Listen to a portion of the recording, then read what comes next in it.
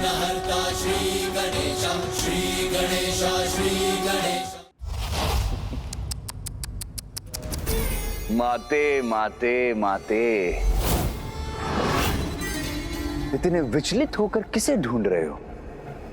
मुझे? मैं ये अवश्य भूल गया था कि आप समस्त माया के नियंत्रक देवता भी हैं, किंतु आप भी तो ये भूल गए कि स्वयं जगत पिता महादेव ने मुझे अजय होने का वरदान दिया है।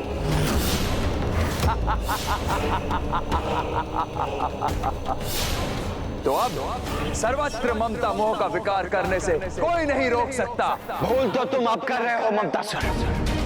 स्वयं में सुधार लाने के अपने इस अवसर को गवा कर, क्योंकि जिस प्रकार तुम्हारे इस सिंहासन और तुम्हारी इस माया का विनाश हुआ, उसी प्रकार शीघ्र ही तुम्हारे इस विकार का भी विनाश होगा।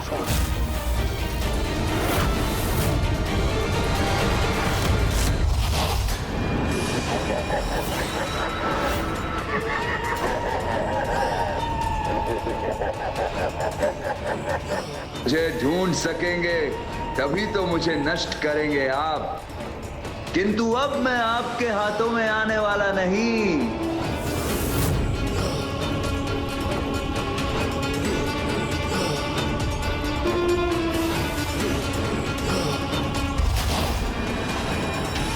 अब अपने इस विकार को उसके चरम पर ले जाकर समस्त संसार को दूषित करूंगा और अपने इस कार्य को आरंभ करने हेतु लंका से उचित स्थान भला और क्या हो सकता है, जहां मेरा विकार एक दुष्ट को महादुष्ट में परिवर्तित करेगा।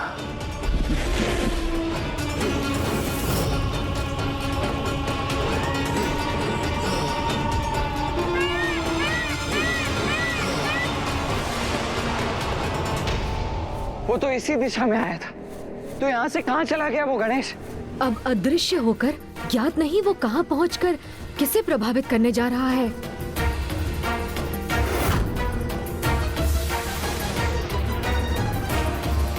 गणेश, तनिक लंका की ओर तो देखो। मूषक जी, उस दिशा में चलिए।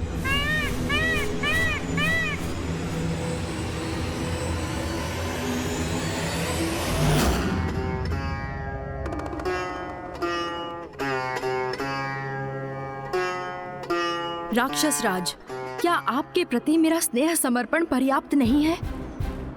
क्या आपको मेरा सौंदर्य भाता नहीं? क्या आप मुझे अपनी अर्धांगिनी के रूप में पाकर प्रसन्न नहीं हैं?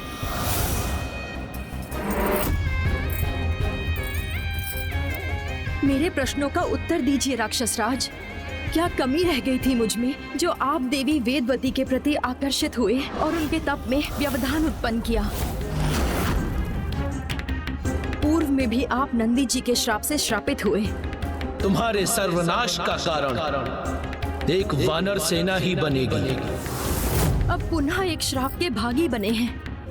क्या आपको अपनी तनिक भी चिंता नहीं है?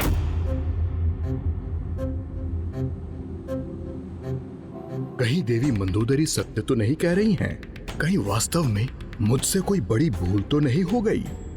मेरा पुत्र रावण इतनी बड़ी त्रुटि नहीं कर सकता। ज्ञात नहीं आपको आपकी इस भूल का कितना विनाशकारी परिणाम भुगतना होगा।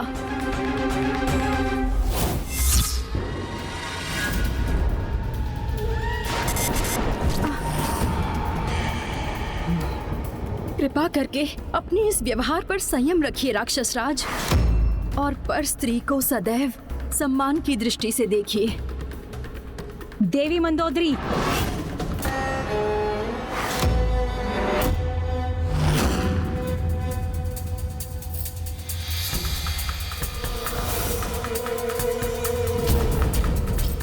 शांत हो जाइए आप। राक्षस राज रावण है मेरा पुत्र, और आप उसे उसकी राक्षस प्रवृत्ति को त्यागने का सुझाव दे रही हैं। उसकी जो भी इच्छा है उसे पूर्ण रूप से सिद्ध करने के लिए पूर्ण रूप से स्वतंत्र है वो। किसी भी प्रकार के श्राप की चिंता की कोई आवश्यकता नहीं है मेरे पुत्र रावण को, क्योंकि वो तो अजय है।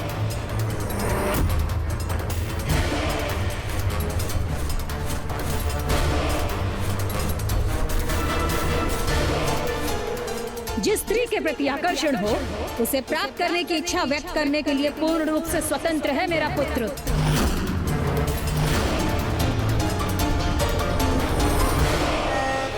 और जो उसे अप्रिय है उसका अपमान और तिरस्कार करने का उसे अधिकार है।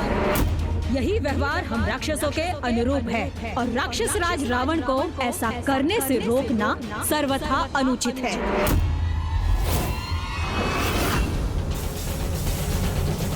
एक माता अपने पुत्र के दुर्व्यवहार का समर्थन कर अपने ही पुत्र को अधर्म के अंधकार में कैसे भेज सकती है?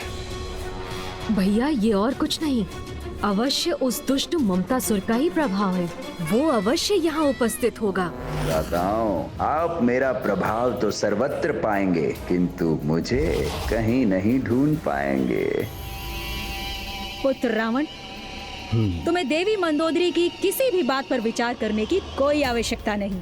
तुम अपनी इच्छा पूर्ति करो और राक्षसी प्रवृत्ति पर स्थिर रहो।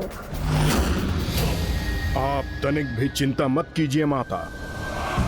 आपका ये पुत्र राक्षस राज रावण आपको कभी भी निराश नहीं करेगा।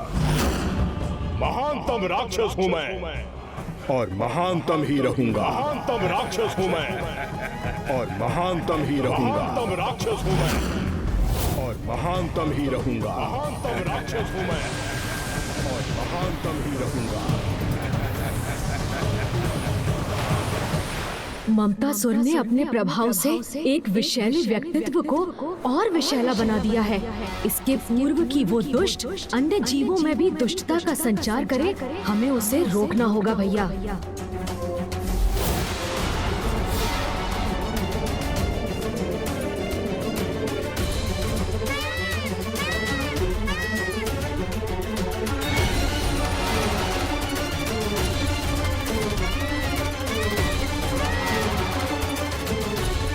यहाँ तो सर्वत्र मेघ ही मेघ है अनुज गणेश। फिर उस मेघ रूपी ममतासुर को कहाँ ढूंढे हम? हाँ हाँ, जो तुम्हारी इच्छा है वही करो। ये तो कुबेर जी का स्वर है ना भैया? हाँ गणेश। किंतु वो इतनी ममता से किससे वार्तालाप कर रहे हैं?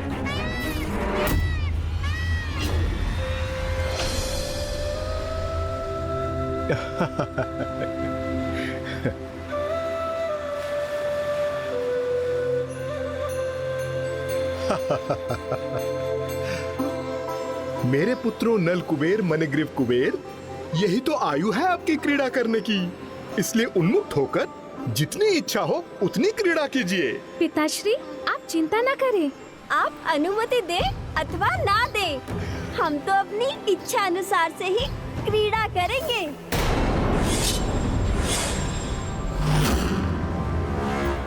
उचित है। नारायण नारायण, ये कैसा अनुचित कथन है कुबेर पुत्रों का। पिताश्री, जब तक हमारा मन नहीं भरता हम इस नदी के जल में क्रीड़ा करेंगे। तब तक आप यहीं स्थित रहकर हमारे वस्त्रों की देखरेख कीजिए। उचित है, सर्वथा उचित है। ममतासुर ने अपना प्रभाव यहाँ भी स्थापित करना आरंभ कर दिया है अनुज गणेश। कुबेर जी के पुत्र उन्हें आदेश दे रहे हैं कि उन्हें किस प्रकार कार्य करना है।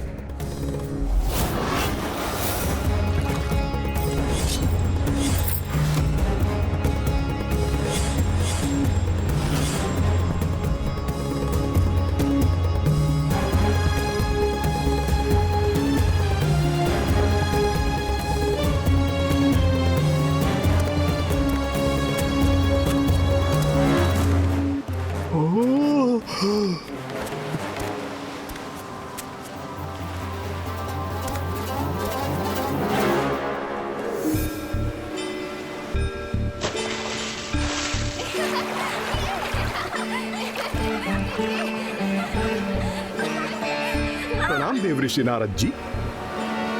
कुबेर जी, आपने अपने पुत्रों को उचित संस्कारों की सीख नहीं दी।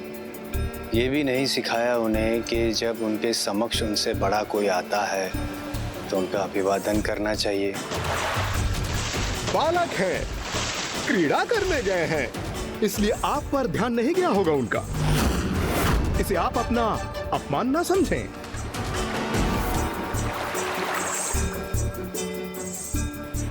कुबेर जी, अपने पुत्रों को अति आवश्यक सीख देना अति आवश्यक है।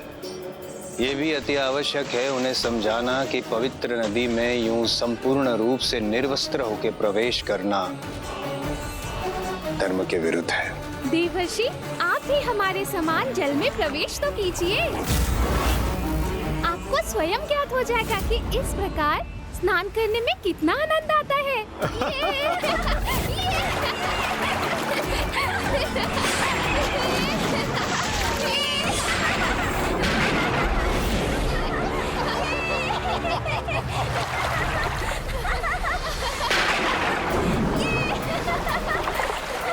अपनी जल क्रीड़ा में तो खो ही गए मेरे पुत्र। उनके पुत्र देवर्षि नारद की अवहेलना और अपमान कर रहे हैं। पवित्र नदी के जल में कैसे प्रवेश किया जाता है उस विधि को भूलकर पवित्र जलधारा का भी अपमान कर रहे हैं। और कुबेर जी उसके इस अनुचित व्यवहार से आनंदित भी हो रहे हैं। कुबेर जी, आपकी इस अनुचित ममता ने आपके पुत्रों के दुर्व्यवहार को देखकर भी अनदेखा करने को विवश नहीं किया, अपितु आपकी बुद्धि भी पूर्णतः भ्रष्ट कर दी है। इसीलिए आपके पुत्रों के इस दुर्व्यवहार को आप स्वीकार कर रहे हैं। दोषी है, दोषी है, दोषी। दंड तो अवश्य प्राप्त होगा।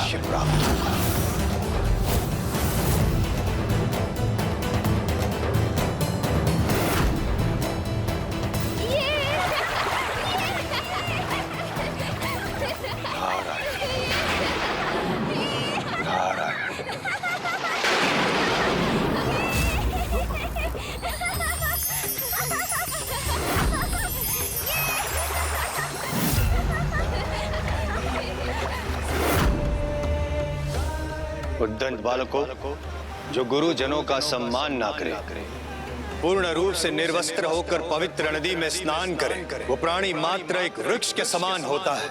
तो जाओ, मैं तुम्हें श्राप देता हूं। तुम दोनों भी इसी क्षण वृक्षों में परिवर्तित हो जाओगे।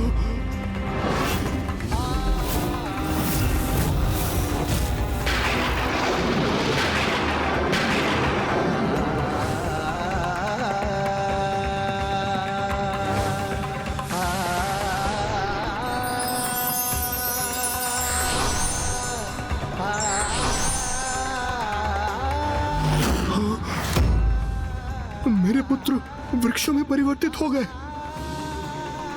ये कैसा कुप्रभाव है ममतासुर के विकार का, जिससे विकारग्रस्त होकर कुबेर जी भी प्रभावित हो गए। और उसका परिणाम अब उनके पुत्र भुगतने पर विवश हो गए।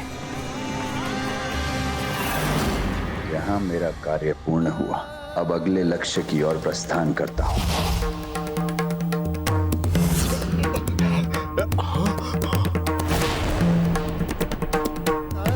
क्षमा देव ऋषि जी, क्षमा।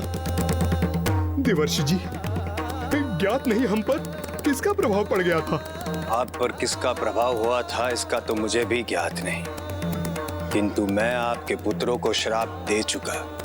अब इसके प्रभाव से मैं उन्हें श्राप मुक्त नहीं कर सकता। मैं पुनः आपसे क्षमा याचना करता हूँ। मेरे पुत्रों को श्राप मुक्त करने का कोई तो उपाय होगा। देवर्षि, क्षमा कर दीजिए, क्षमा कर दीजिए मेरे बालकों को, क्षमा कर दीजिए।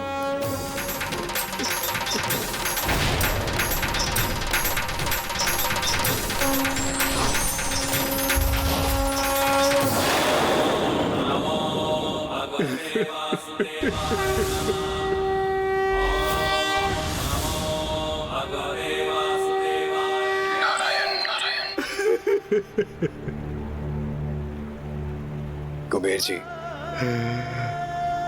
मैं अपना श्राप लौटा तो नहीं सकता, किंतु जो श्राप असीमित है उसे सीमित में परिवर्तित अवश्य कर सकता हूं।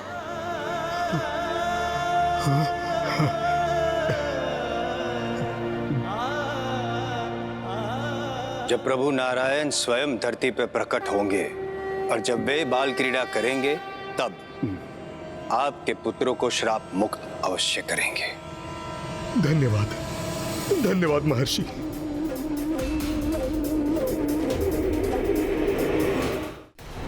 भैया, हमें यहाँ पहुँचने में भी विलम्ब हो गया और एक राक्षस के उपरांत ममतासुर एक देवता और उनके पुत्रों को प्रभावित करने में भी सफल हो गया।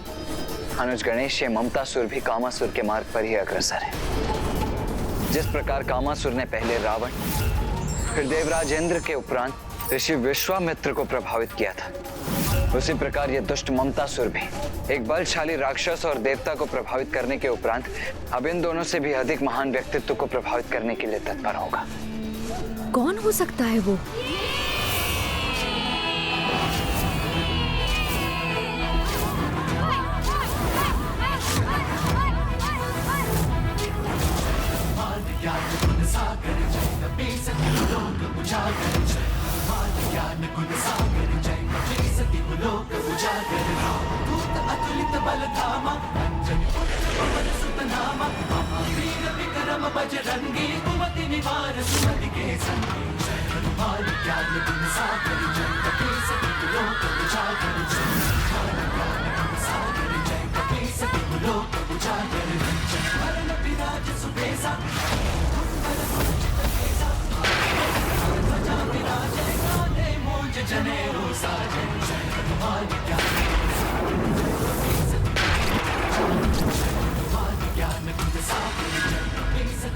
तुम्हारे लिए कुछ भी असंभव नहीं। जय हनुमान।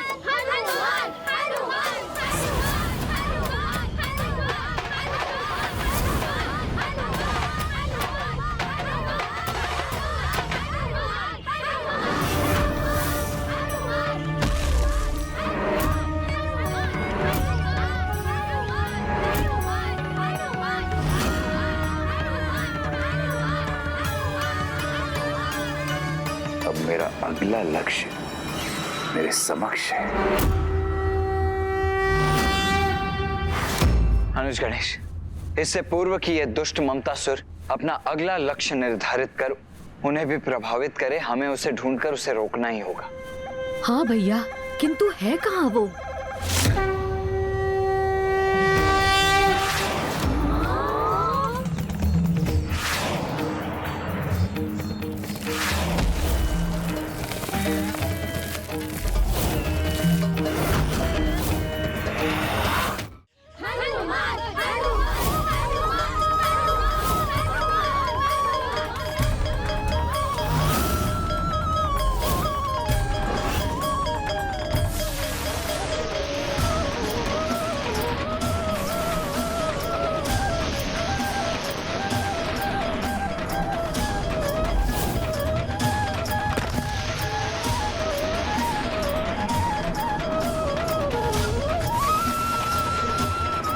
कितने बलशाली हो तुम हनुमान। इस शीला को उठा लिया तुमने हनुमान।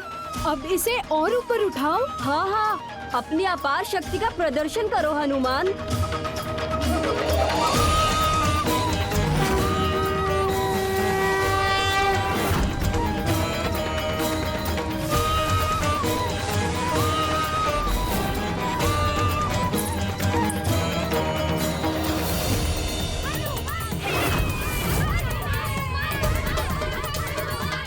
पुत्र हनुमान कैसी क्रीड़ा कर रहा है ये?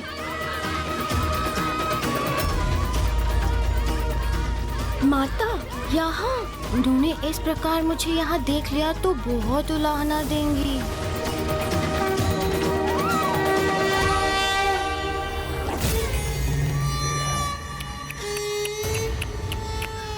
इतना दिव्य पुत्र और इतनी ममतामयी माता, जो अब मेरे ममता मोह के विकार का अगला लक्ष्य होंगे। आनंद आएगा, बहुत आनंद आएगा।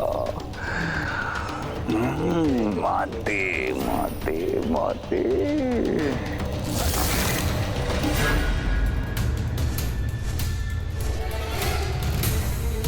अनुज गणेश, ममतासुर तो उड़कर इसी दिशा में आया था, फिर अचानक अदृश्य कहाँ हो गया? भैया आप चिंता मत कीजिए, हमें शीघ्र ममतासुर का कोई ना कोई संकेत अवश्य प्राप्त होगा।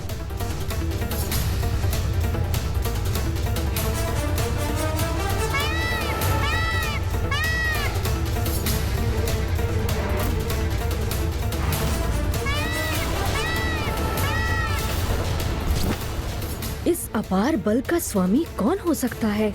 कहीं ममतासुर उसको भी अपने विकार से ग्रस्त तो नहीं करने वाला? अभिभावकों का संतान के प्रति व्यवहार ही उनके जीवन की दिशा निश्चित करता है।